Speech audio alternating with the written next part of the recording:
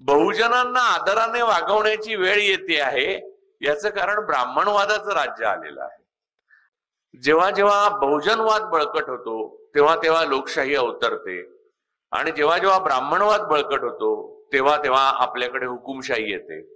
आज ज्या काळामध्ये आपण जगतो आहे त्या काळामध्ये बहुजनांना आपला बहुजनवाद, जो छत्रपती शिवाजी महाराज, महात्मा ज्योतिराव फुले, राजर्षी शाहू महाराज, डॉक्टर बाबासाहेब आंबेडकर, कर्मवीर भाऊराव पाटील, गाडगे बाबा, तुकडोजी महाराज या सगळ्यांनी मिळून आणि अशा असंख्य लोकांनी त्यांनी जे मूल्य किंवा त्यांनी जे बीज या भूमीत पेरलं ते ज्या पद्धतीने उगवून यायला पाहिजे होतं ते येऊ शकलेलं नाही। कारण मी जेव्हापासून बघतो आहे तेव्हा महाराष्ट्र हा काही पुरोगामी माणसं जन्माला आलेला एक प्रदेश आहे, ज्यांची त्यांच्या काळामध्ये डाळ शिजू दिली नाही प्रतिगामी माणसांनी। आणि महात्मा ज्योतिराव फुले असो, डॉक्टर बाबासाहेब आंबेडकर असो आणि राजर्षी शाहू महाराज असो, एका अर्थाने ब्रिटिश कालखंडामध्ये किंवा ब्रिटिशांच्या नंतर नेहरूंच्या कालखंडामध्ये त्यांच्या कर्तृत्वाला वाव मिळाला। छत्रपती शिवाजी महाराजांबाबत आपण असं म्हणू शकतो की ते स्वतःच स्वयंभू होते आणि त्यांच्यासारखा कोणी झाला नाही आणि त्यांच्यासारखा कोणी होण्याची सुतराम शक्यता मला दिसत नाही। आजच्या परिस्थितीमध्ये तुम्ही लक्षात घ्या की बहुजनांच्या राजकीय भानाविषयी आणि सांस्कृतिक भानाविषयी जर मी बोलायला उभा राहिलो तर माझ्या मनात एकच शंका येते की एवढ्या महापुरुषांनी आपलं एवढं तन मन धन वेचून आणि एवढं आयुष्याचं बलिदान देऊन बहुजनवादाचा प्रसार आणि प्रचार केला। बहुजनवाद म्हणजे काय तर मूल्य जी आहेत ती समतेवर आधारित असावीत, समानतेवर आधारित असावीत, स्त्री पुरुष समानता, धर्मविषयक समानता, जातीविषयक समानता आणि माणसाची माणसाशी असलेली बांधिलकीची समता, या सगळ्या बाबतीत त्यांनी एवढा विचार केला। परंतु एवढा विचार या भूमीत पेरल्यानंतर त्यांचीच परंपरा ज्यांनी चालवायला पाहिजे ते बहुजन आज संपूर्णतः, म्हणजे काही अपवाद वगळले तर संपूर्णतः ब्राह्मणवादाच्या नादी लागलेले दिसतात। मी माझ्या अनेक मुलाखतींमधनं, लेखांमधनं आणि बोलण्यामधनं पुन्हा पुन्हा पुनरुच्चार केलेला आहे की या देशामध्ये आणि अर्थातच या राज्यामध्ये जेव्हा जेव्हा बहुजनवाद बळकट होतो तेव्हा तेव्हा लोकशाही अवतरते, आणि जेव्हा जेव्हा ब्राह्मणवाद बळकट होतो तेव्हा तेव्हा आपल्याकडे हुकुमशाही येते, स्त्री पुरुष समानता नष्ट होते।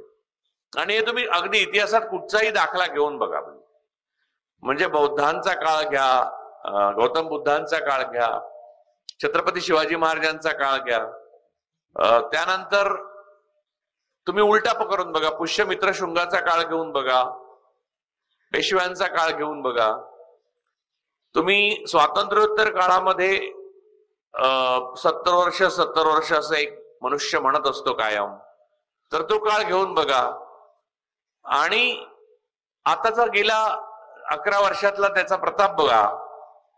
तर हा एक हे निदर्शक आहे की बहुजनवाद असतो तेव्हा काय, म्हणजे तुम्हाला आत्ता मी काय बोलतो, काय बोलेन, काय बोलणार नाही, कुणाची नावं घेणार की नाही, की मी मोदी शहांचं नाव घेईन की काय, असे जे अनेक प्रश्न पडतात तसे प्रश्न अगोदर 70 वर्षात कधी पडले नव्हते।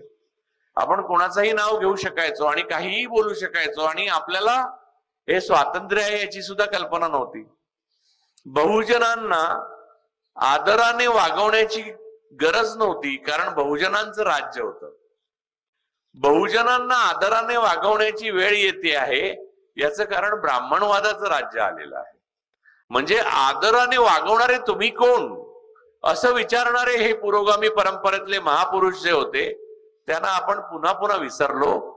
ही माझ्या राज्याची आणि देशाची शोकांतिका आहे। यातली चारही माणसं, म्हणजे इथे 3 माणसं, छत्रपती शिवाजी महाराजांचं स्वतः कर्तृत्व मी काही सांगण्याची गरज नाही, आणि ज्योतिबा फुलेंचंही सांगण्याची गरज नाही, डॉक्टर बाबासाहेब आंबेडकरांची सांगण्याची गरज नाही, आणि राजर्षी शाहू महाराजांचंही सांगण्याची गरज नाही. ते प्रातिनिधिक आहेत, इतर अनेक माणसं आहेत, जसं मी ज्यांची नावं घेतली काही. या साऱ्या माणसांनी माणसाला माणसासारखं वागवा एवढं सांगण्याकरता आपलं अख्खं आयुष्य या देशामध्ये खर्ची घातलं.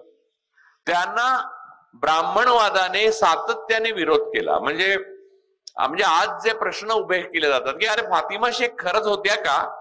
नव्हत्या, ती निर्मिती आहे. बरं,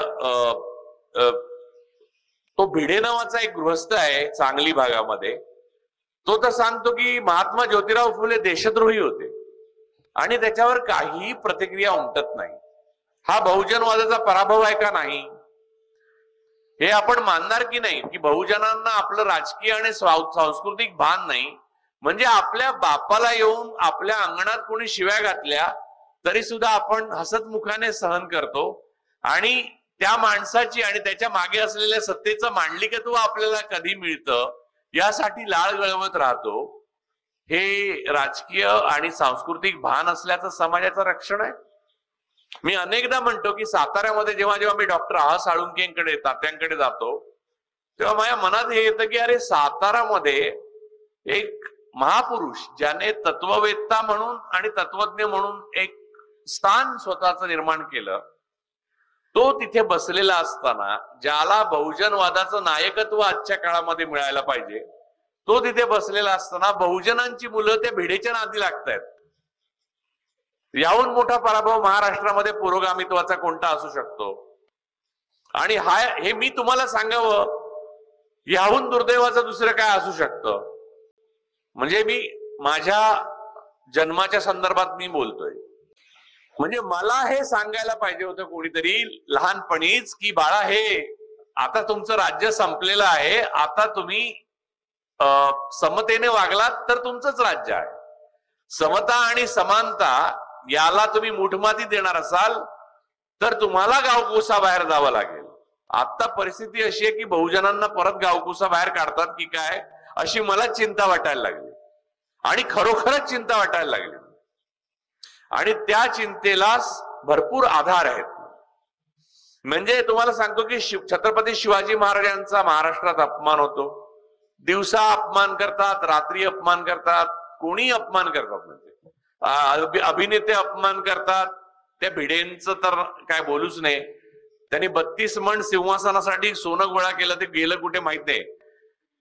बरं, छत्रपती शिवाजी महाराजांच्या आयुष्याबद्दलच्या ज्या कथा आहेत, म्हणजे छत्रपती शिवाजी महाराज असं आयुष्य जगले म्हणजे खरं तर इथल्या बहुजनवादाचे ते अधिनायक आहेत, मूळ पुरुष आहेत. आणि बहुजनवादाचेच नाही, ते माझेही मूळ पुरुष आहेत. इथल्या सगळ्यांचे, इथल्या सर्व स्त्रियांचे, पुरुषांचे.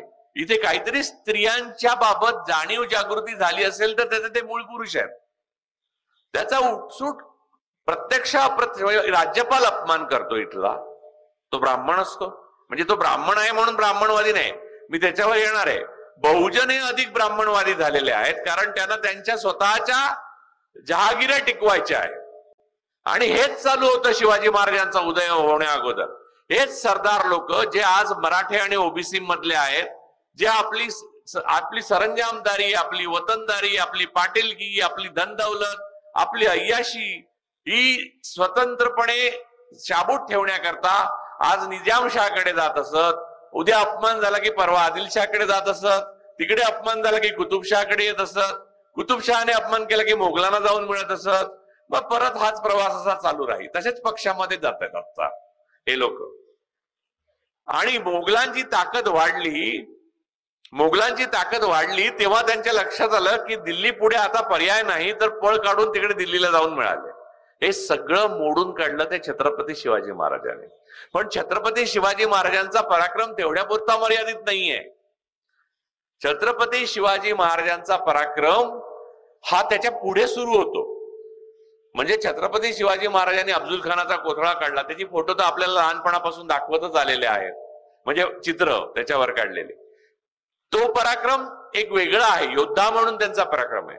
पण सामाजिक भान, सामाजिक दृष्टी, इथल्या वतनदार आहे, इथली सरंजामदारी ही मुळावर आलेली आहे बहुजनवादाच्या याची जाणीव असून पगारावर नोकर म्हणून सगळ्यांना ठेवले, हे छत्रपती शिवाजी महाराजांनी पहिल्यांदा केलं.